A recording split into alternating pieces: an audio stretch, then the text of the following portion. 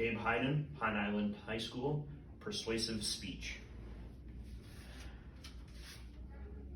According to Giannis Searles-Jones, the owner of the Ocean Conservancy on oceanconservancy.org, published on September 28th of 2021, there are around 18 billion pounds or 8 metric tons of trash and hazardous materials in the ocean. Half of the oxygen that is produced on Earth is produced in the ocean through various forms, such as from algae and lily pads. However, there are also a ton of plastics in the ocean. Most of them are normal plastics, such as bags, which turtles can eat and can cause harm, as well as straws. However, some of the most dangerous ones in the ocean for humans are known as microplastics.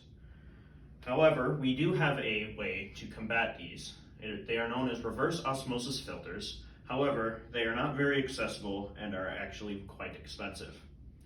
The entire ocean is filled with trash and pollution, most of which comes from people throwing it out and not properly disposing of it.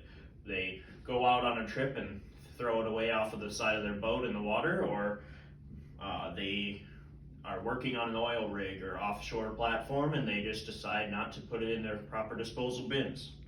However, this causes a lot of harm to many species, including us. Debris and microplastics make its way through water and streams from rainwater and wind, pushing it into these streams and bringing it towards the ocean. Also, many large corporations such as Pepsi and Coca-Cola, which were named the largest polluters for 4 years in a row as of 2021, as from a study by Yuyan Ismatu, the founder of Break Free from Plastic, published on October 25th of 2021. Large corporate disposals of trash are the main cause of microplastics in the ocean and in our drinking water. Also, according to Scott Coffin, a research scientist at California State Water Resource Board, in the article Marine Pollution, published on May 20th of 2022 on National Geographic, there are around 10,000 chemicals used in the production of plastic of all sorts. However, around 2,500 of these are actually harmful to the human body. They cause allergies as well as cell decay and death if they are ingested or inhaled in large amounts.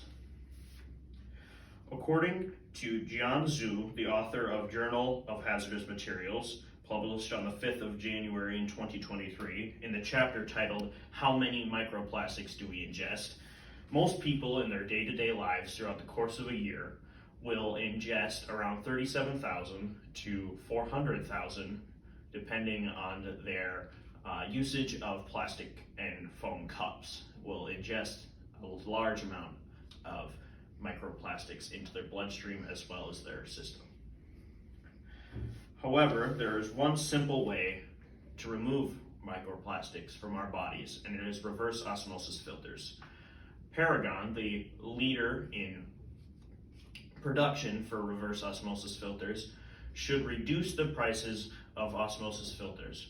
Right now, it is around $2,000 to $8,000 for one full in-home system to be bought, installed, and up and running.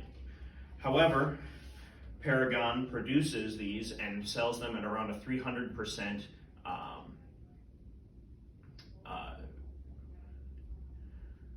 around a 300% profit margin. However, many of us would agree that 300% is quite large, and it should just be substantially lowered at this point. According to Tyson Brown, a director at the National Geographic Society, he's done many research studies on the effectiveness of reverse osmosis in an article also titled Marine Pollution, published in May of 2020.